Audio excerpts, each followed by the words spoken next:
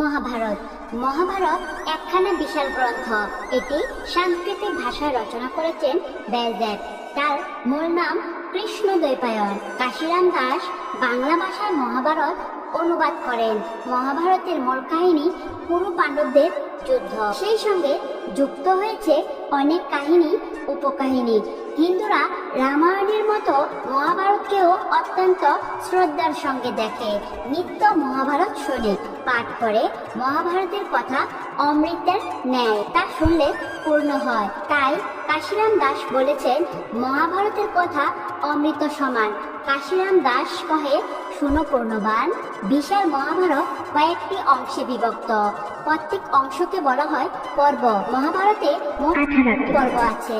পর্বগুলো হলো: 1 আদি পর্ব, 2 সভা পর্ব, 3 বন পর্ব, 4 বিরাট পর্ব, 5 উদ্যোগ পর্ব, 6 ভীম পর্ব, 7 দৈন্য পর্ব, 8 কর্ণ পর্ব, 9 শৈল্য পর্ব, 10 সপ্তক পর্ব, 11 স্ত্রী পর্ব, 12 শান্তি পর্ব, 13 অনুশাসন পর্ব, 14 আশ্রমেশিক পর্ব, 15 আশ্রমবাসিক পর্ব, 16 মৌসুল পর্ব, 17 মহাপন্থানিক পর্ব এবং 18 স্বর্গারোহণ পর্ব।